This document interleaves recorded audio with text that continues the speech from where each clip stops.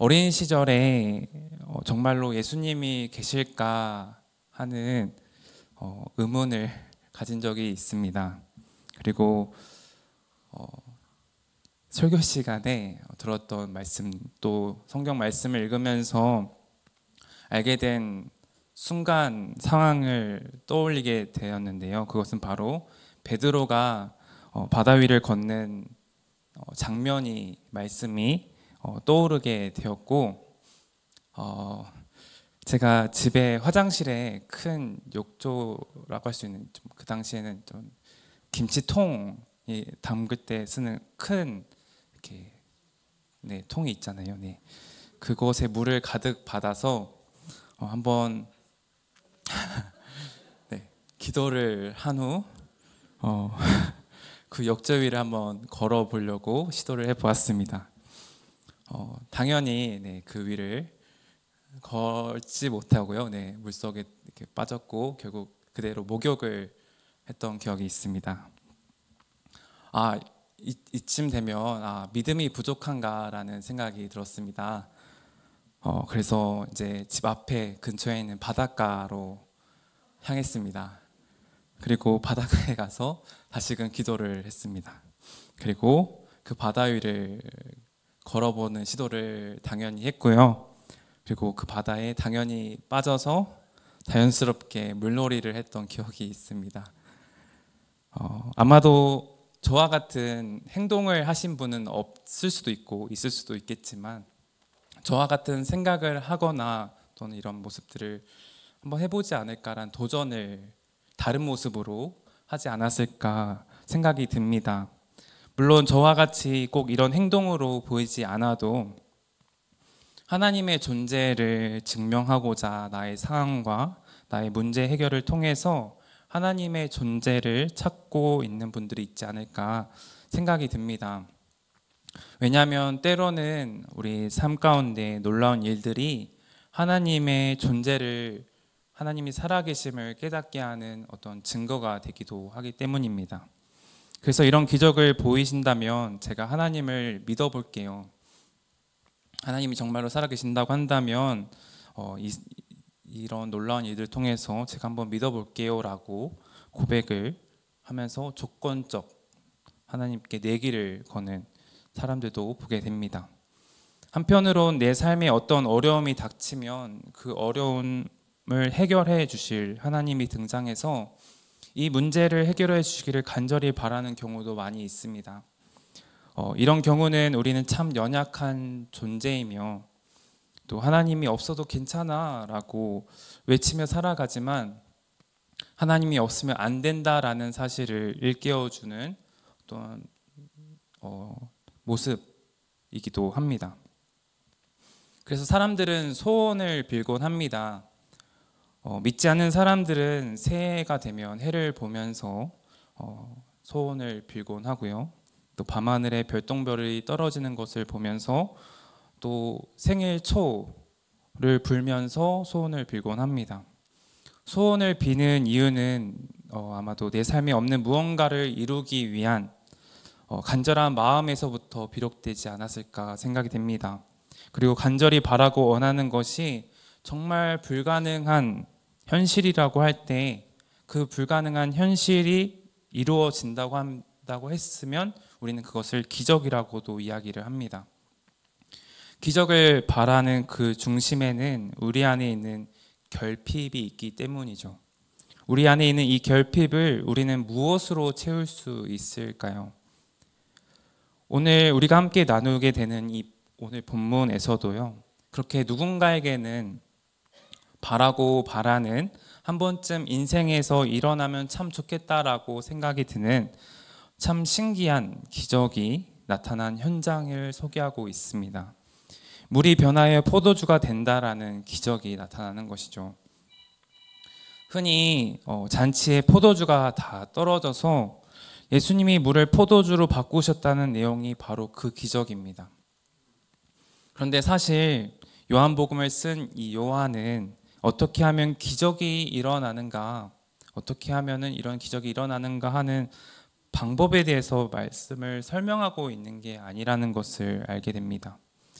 오늘 말씀에서 사흘째 되던 날이라고 언급이 되어지고 있는데요. 요한복음 1장 1절에 태초에라고 한 후에 이튿날이 3번 나오고 오늘 말씀에 사흘째 되던 날이라고 합니다. 사도 요한이 의도를 가지고 날짜를 역사적으로 분명히 기록했음을 알게 되는 것이죠. 요한복음 1장 1절부터 18절에서는요, 영원하신 하나님의 아들이 사람의 아들이 되셨음을 말씀하고 있습니다. 그 후에 증인들을 세웁니다. 안드레는 내가 메시아를 만났다고 했고, 빌립은 모세와 선지자들이 기록한 그분을 만났다고 했고, 또 나다나엘은 당신은 하나님의 아들이시오 이스라엘의 임금이라고 고백을 했습니다. 하나님의 아들이 사람의 아들이 되신 목적은 우리를 위한 선지자, 제사장, 왕이 되시기 위함입니다. 즉 메시아이시죠.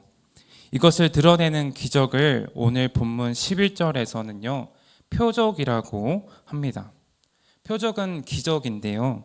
예수 그리스도께서 하나님의 아들이시면서 이 땅에 오신 사람의 아들, 즉 메시아이시라는 것을 가리키고 있습니다. 이것을 증거하는 첫 번째 기적이 바로 이 오늘 우리가 읽은 가나의 혼례 잔치에 나타난 기적이라는 것입니다. 우리는 이것을 기억하면서 오늘의 말씀을 따라가고 읽어 나가야 될 줄 믿습니다. 본문의 배경 장소는 예수님의 어머니가 잔치를 돕고 있는 가나라고 하는 곳에서 진행되어지는 결혼식입니다.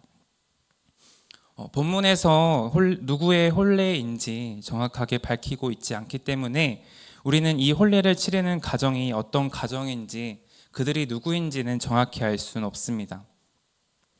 그럼에도 불구하고 예수님의 어머니가 포도주가 떨어진 것에 대해서 적극적으로 대처하는 모습을 보면서 또 예수님의 어머니가 그런 하인들에게 예수님이 하시는 말씀을 그대로 따르라는 지시를 내리는 모습을 보면서 이 결혼식은 예수님의 가족과도 밀접한 관계가 있음을 우리는 추측해 볼 수 있습니다.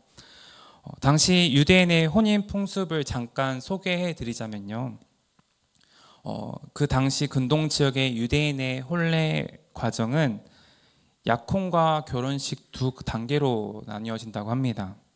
약혼은 법적으로 계약으로 간주되어서 두 사람이 법적으로 부부로 인정되는 시점을 말합니다. 약혼 기간 동안에도 부부는 각자 집에서 생활을 하곤 하지만 이 기간 동안에 약혼을 파기하려면 정식 이혼 절차가 필요하다고 합니다. 그리고 결혼식은 약혼 후 약 1년 정도의 준비 기간이 지나고 나서 진행되는 것을 말합니다. 이 기간 동안 신랑과 신부는 각자 결혼식을 준비하며 특히 신랑은 신부를 맞이할 집을 마련하는 데 중점을 두곤 합니다. 이렇게 준비를 하면서 준비가 되면 약 일주일 동안 가족과 친구, 이웃들을 잔치에 초대하게 됩니다. 그러면 온 마을 사람들, 온 주변 사람들이 수많은 하객들이 이 잔치에 오게 될 것이고 그러다 보니 여러 차례 잔치가 열리게 되겠죠. 그래서 신혼부부의 새로운 삶을 축복하면서 한 주를 보내게 되는 게 이 유대인 결혼 전통적인 모습이었습니다. 그래서 흔히 온 마을 사람들이 다 초대를 받았던 게 일상적인 모습이었고 결혼식 초대를 거부하는 것을 모욕으로 여기기도 했습니다. 그렇기에 많은 하객들을 맞이하려면 오랜 시간 동안 세밀한 계획을 세워서 많은 사람들을 준비하기 위해서 준비를 해 나갔을 것입니다. 그 세밀한 계획에는 바로 이 잔치 기간 동안에 먹고 마실 음식과 또 음료가 제공이 되는 것이며 또 포도주는 이 잔치 가운데 필수적인 요소였습니다.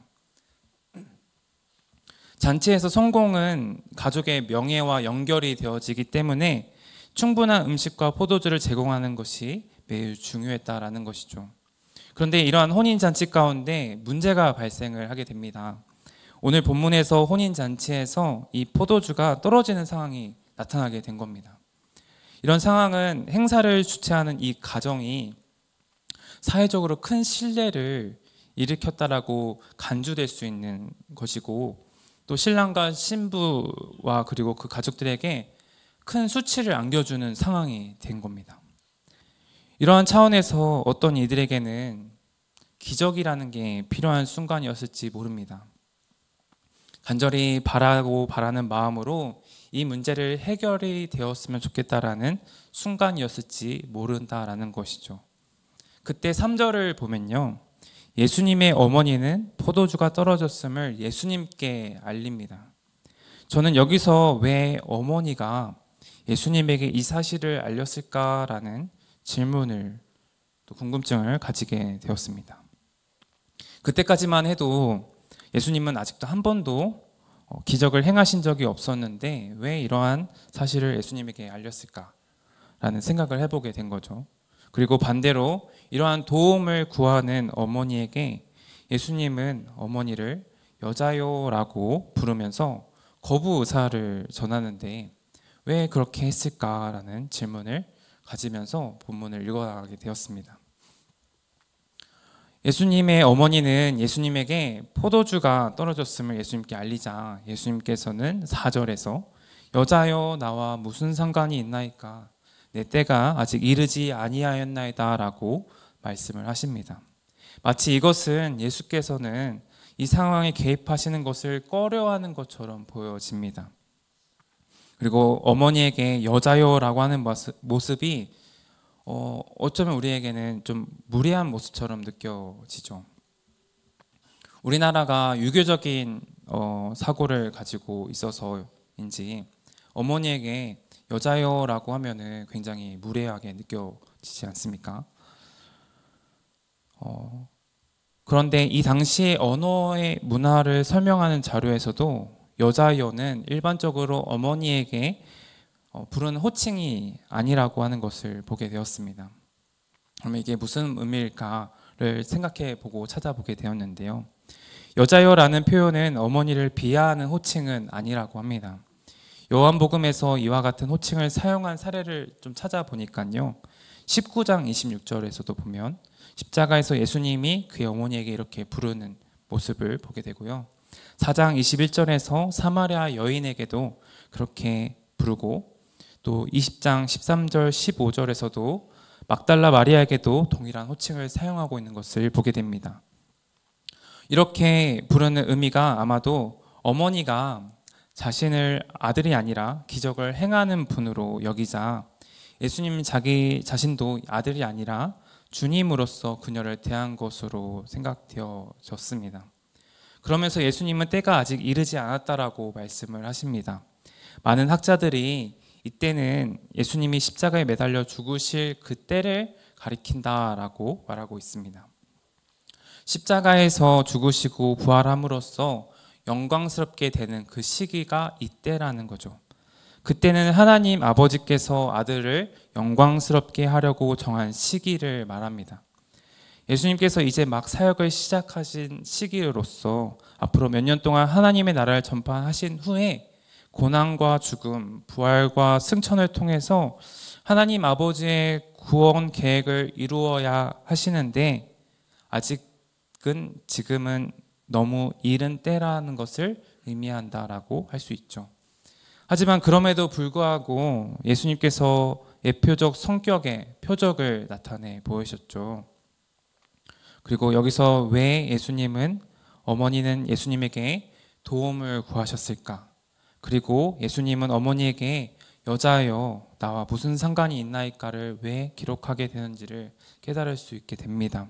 아직 때가 되지는 않았지만 지금 이 현장에서 이 문제를 해결할 수 있는 분은 바로 예수님이라는 것을 알려주고 있는 것이며 예수님은 이 놀라운 일을 행할 수 있는 충분한 능력이 있는 분이심을 나타내고 있다라는 것입니다.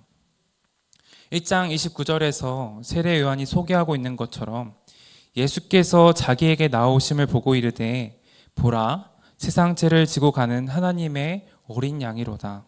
사람이 해결할 수 없는 그 문제를 해결할 수 있는 분이 바로 예수님이심을, 대안은 없고 죄로 인해 수치만 남은 우리 가운데, 우리 이런 간절한 상황 가운데 해결해 줄 수 있는 분이 바로 이 예수님이시다라는 것을 사도 요한이 전하고 있는 것입니다.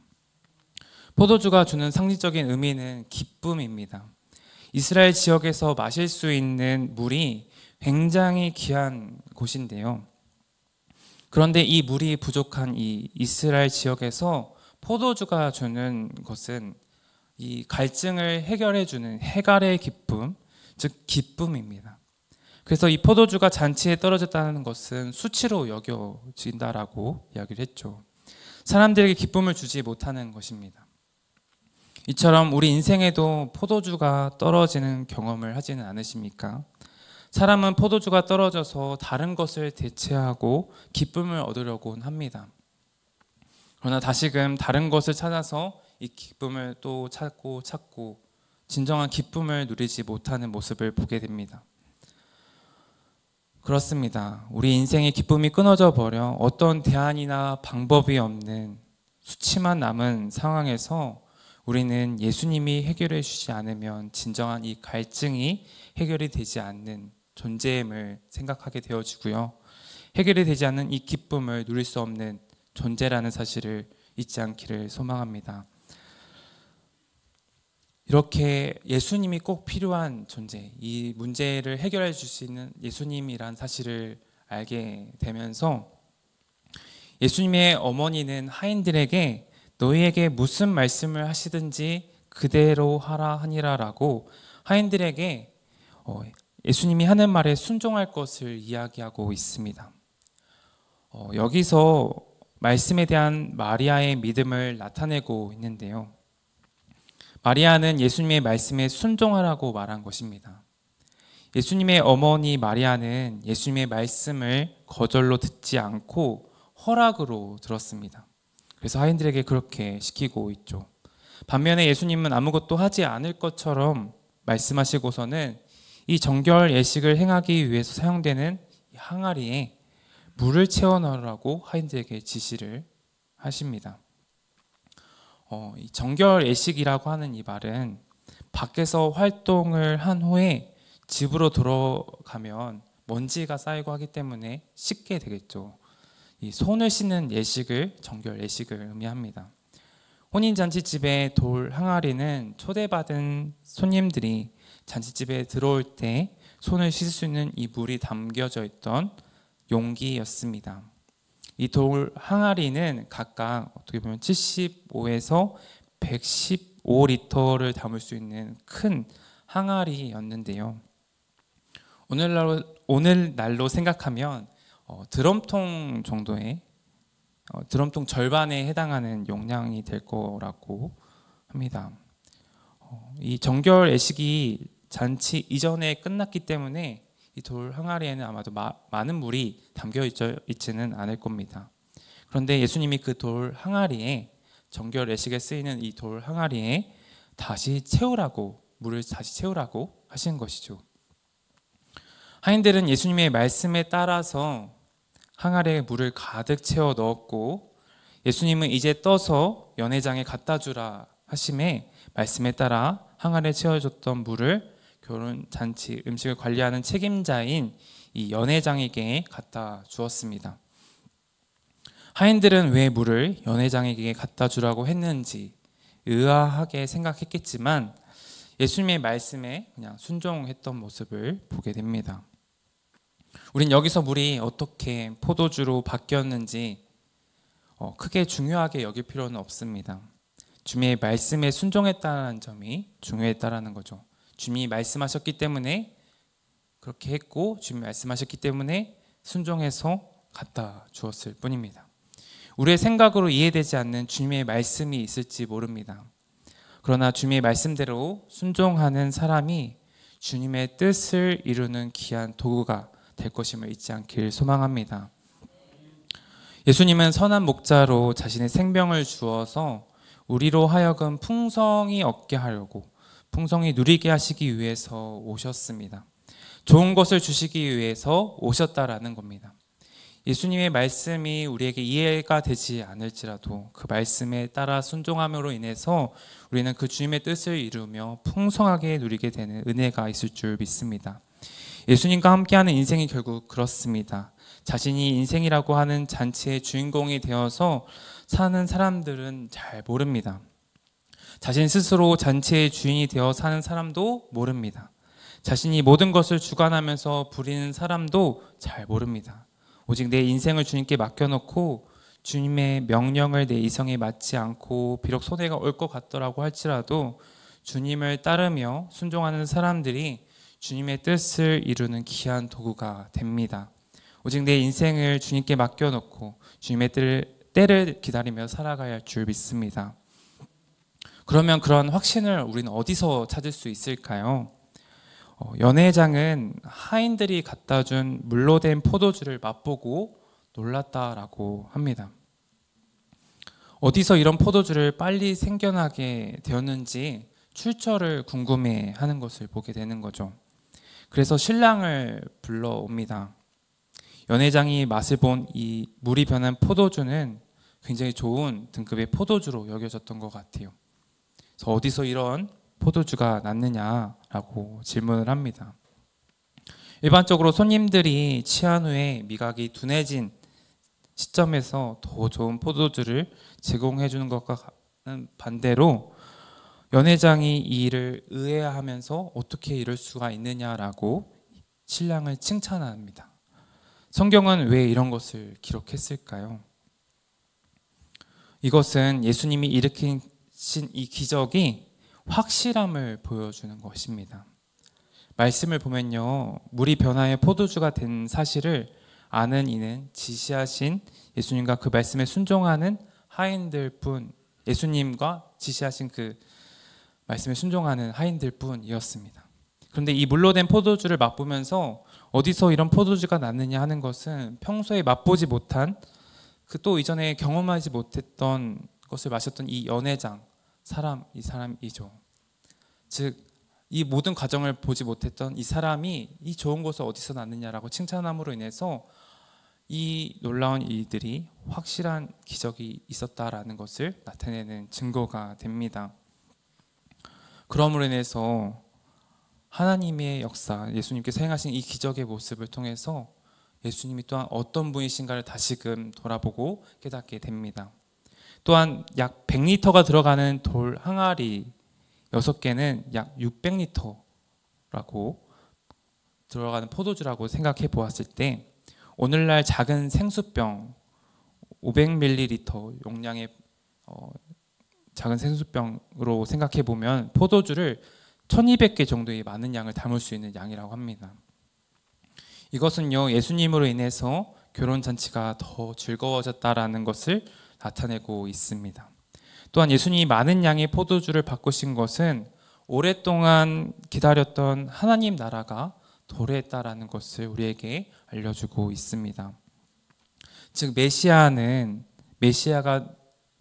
나라는, 하나님의 나라는 좋은 포도주가 가득한 잔치와 같다. 하나님 나라의 풍성함을 나타내고 있는 거죠.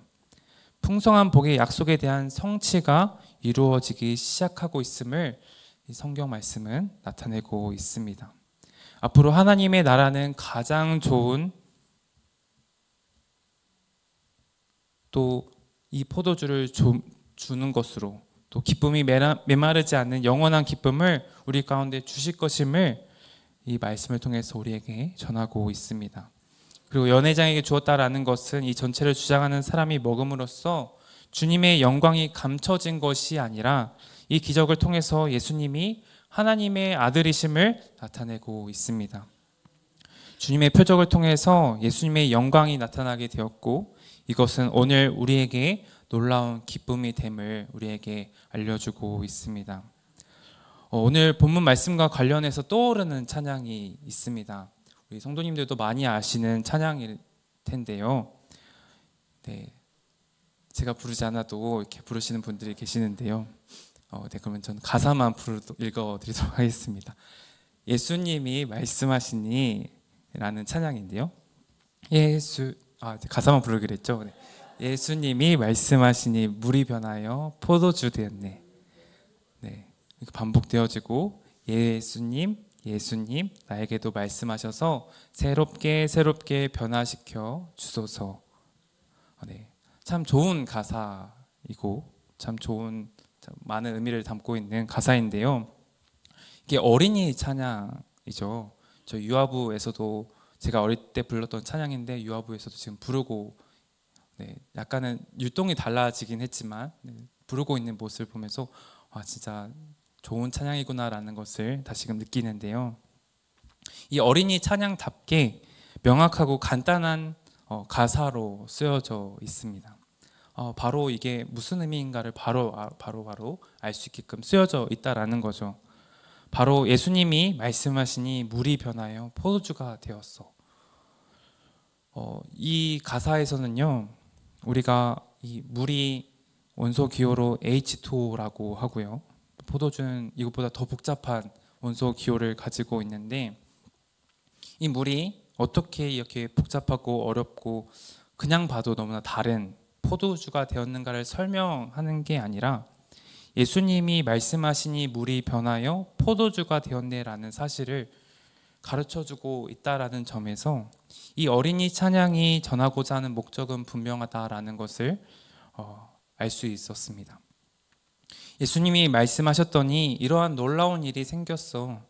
새롭게 나도 변화되게 해주세요 라고 고백을 담고 있는 거죠.